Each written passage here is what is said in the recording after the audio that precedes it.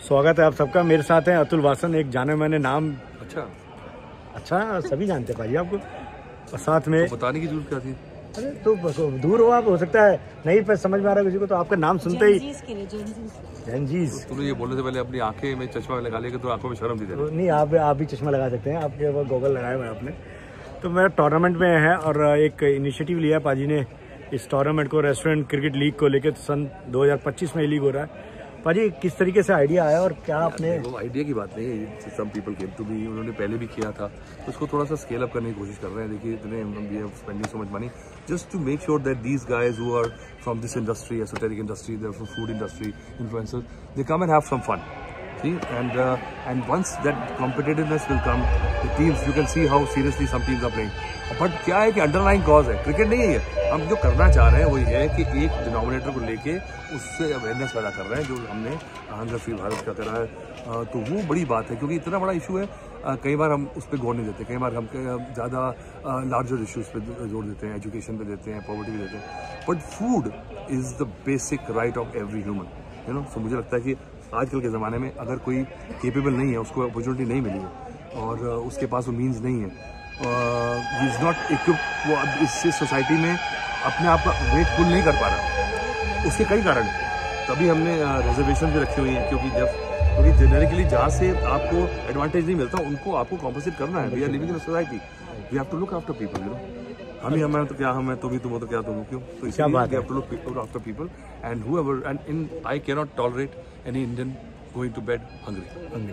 तो बहुत बढ़िया उद्देश्य के साथ ये टूर्नामेंट और इसमें सपोर्ट करा। आपने खाना खाया? नमस्कार। आपने चाट खाई? मैंने देखा। हाँ, मैंने चाट खाई। मैं 4 दिन से कैलोरी डेफिसिट देख रहे थे, तो उन्होंने बोला कैलोरी से भरना पड़ेगा इसको। तो मुझे कैलोरी डेफिसिट होगी? नहीं, मैं कैलोरी डेफिसिट में थी, मतलब ऑन डाइट, बट इनसे देखा नहीं गया, क्योंकि आपने ऑन कैमरा आना था इस सीरीज में, इसलिए। अच्छा। तो रेस्टोरेंट क्रिकेट लीग वालों ने बोला कि ऐसे जैसे बॉक्सर्स 2-2 दिन पानी नहीं पीते हैं बॉक्सिंग मैच से पहले। देखिए 1 किलोग्राम की वजह से एक ओलंपिक का गोल्ड हमारे हाथ से गया। देखिए तो ये बहुत छोटी छोटी चीजें हैं जो एक दिन का आपने डाइट को अपना यहाँ पर हैम्पर करा है, थोड़ा सा डाइट खराब जी, बिल्कुल। मैंने आज काजू कतली खाई, मोतीचूर के लड्डू खाए। और अगर आप आएंगे यहाँ पे, क्योंकि अभी सेमीफाइनल और फाइनल में मुकाबला है, तो अगर आपने कैच पकड़ लिया तो आपको अतुल वासन की तरफ से, कॉलमेट की तरफ से बड़ी इंटरेस्टिंग वाउचर मिलेगी। अगर आपने अच्छा शो नहीं किया तो अब आप डांट खाओगे। प्रेजेंटर की भूमिका निभा रही है यहाँ पर। पाजी एक चीज़ और पूछ रहा था मैं, इसके आगे हम कहाँ देखेंगे इस लीग को? जैसे अब ये लीग आज 2 दिन की रह गई हो रही है, फिर 1-2 साल में हम चांद पे खेलेंगे।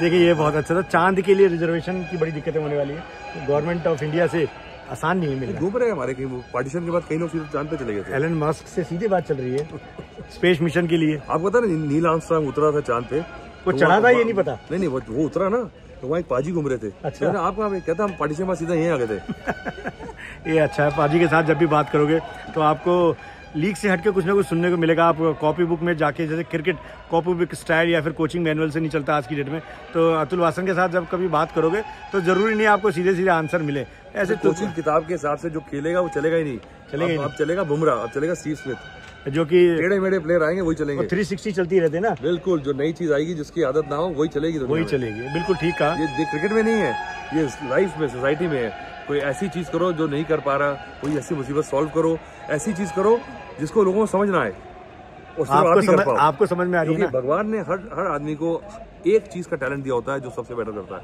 और आपकी अगर किस्मत है और भगवान का आपके हाथ है, आप पे दुआ है, तो वो आप उस चीज को करते हो।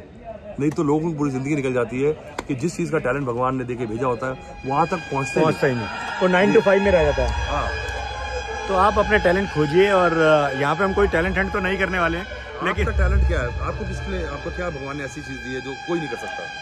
नहीं, ऐसी चीज मेरे को ऐसा टैलेंट दिया कि मैं कोई गैप हो गया, एक ऐड पे जाते हैं। ऐड पे नहीं जा रहा है, इसी में कंटिन्यू कर रहे हैं। मैं सोच रहा हूँ ऐसा मैं क्या कर सकता हूँ जो कोई नहीं कर सकता। नहीं, मैं ये नहीं, पाजी ने कंफ्यूज कर, ये तरीका है ना, ये पाजी का तरीका है कि ऐसी चीज बोल दो कि सामने वाला चुप हो जाए, तो मैं चुप हो गया, निशब्द हो गया। मुझे पता है, और जो मैंने बोला ना, इसको सोचना। फिर आप अगर देखिए, जो इस बारे में सोचोगे, किसी ने गौर नहीं किया इस बात को। Everybody has got one special talent, and you may be not knowing your talent, but if you think about it, then आप कई चीजें करते हो। अच्छा दुनिया ये रेस्टोरेंट खोल रही है, हम रेस्टोरेंट खोलते हैं, दुनिया क्रिकेट खेल रही है और क्रिकेट खेलते हैं, दुनिया ये कर रही है आज तो हम से सारी भेड़ चाल है। So be the first to do something which the people are doing and that will only be if you identify your talent. तो देखिए आप सब भी टैलेंट अपना निकालिए, परखिए अपने आप को। अतुल भाई का कहना ये है, मैं भी सोचता हूँ कि जो उन्होंने मुझसे सवाल करना उसका आंसर क्या एक्चुअली मुझे भी नहीं पता है। पर ऐसा है कि देखिए वो टैलेंट ढूंढने में ये ना हो कि पूरी जिंदगी निकाल दीजिए फिर शुरू करेंगे, क्योंकि टैलेंट ढूंढते ढूंढते भी आपको काम करते रहना, काम करते हैं। Don't give up the day job. चलिए धन्यवाद। और ये अतुल भाई के स्पेशल वर्ड्स हैं जो हमेशा इनसे कुछ अलग ही मिलती रहेगी बातें। जला भी दो।